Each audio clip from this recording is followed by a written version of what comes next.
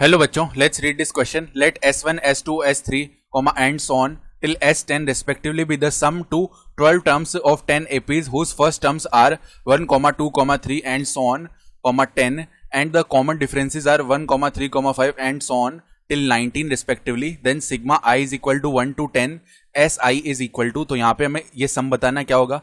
Start कर लेते हैं की कॉन्सेप्ट से. तो हम जानते हैं कि सम ऑफ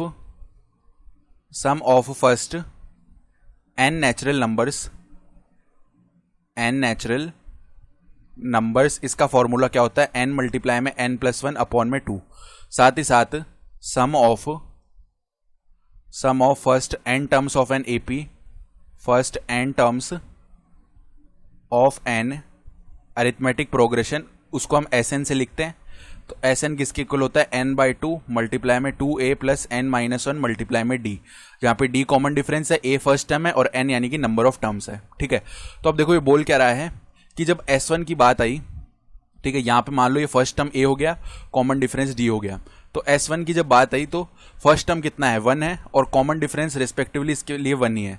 फिर अगर S2 की बात करेंगे तो यहाँ पे फर्स्ट टर्म कितना है, फर्स्ट टर्म 2 है, और कॉमन डिफरेंस यहाँ पे देखो, कॉमन डिफरेंस कितना हो रहा है, S2 के लिए 3 हो रहा है.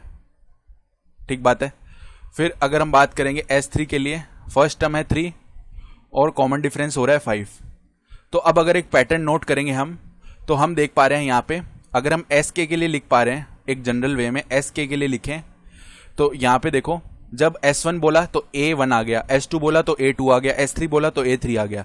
तो इसी तरह SK बोलेंगे तो A का वैल्यू K आएगा, और D कितना आ रहा है, देखो ऑड नंबर में चल रहा है D, 1, 3, 5 इस तरीके से. तो ऑड नंबर को जनरलाइज्ड फॉर्म में 2k-1 लिखते हैं.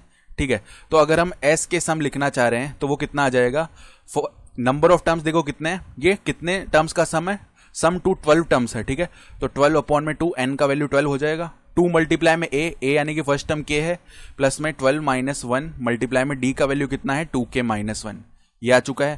तो ये कितना बन जाएगा, 6, इधर 2k हो गया, प्लस में 11 मल्टीप्लाई में 2k यानी 22k, माइनस में 11 ये बन जाएगा, यानी 6 मल्टीप्लाई में यहाँ पे हो गया 2k प्लस 22k यानी 24k, और माइनस में 11 ये टर्म आ गया.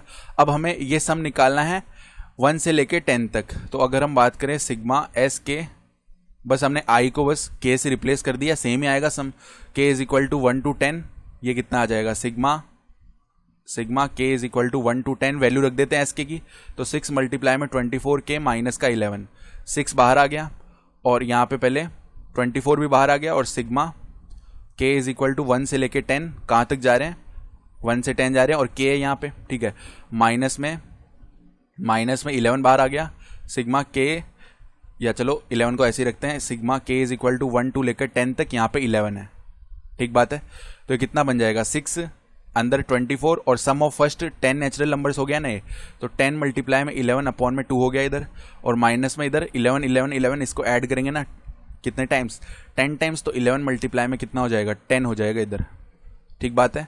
तो ये कितना बन गया, 2 डिवाइड कर देगा 24 को 12 टाइम्स, तो जो रिक्वायर्ड वैल्यू है वो हो जाएगी हमारे पास में 6, और यहाँ पे 120 मल्टीप्लाई में 11, तो 11 चलो बाहर निकाल लेते हैं, तो 6 मल्टीप्लाई में 11 हो जाएगा इधर. ठीक है, और अंदर क्या बच गया, अंदर 120 माइनस में 10. ठीक है, 120 माइनस 10 बचेगा, यानी ये वैल्यू बन जाएगा 66 मल्टीप्लाई में 110. तो इसको जब सॉल्व करेंगे हम तो ये आ जाएगा 7260. तो जो रिक्वायर्ड आंसर है वो आ जाएगा option D. I hope you understood this explanation. Best of luck.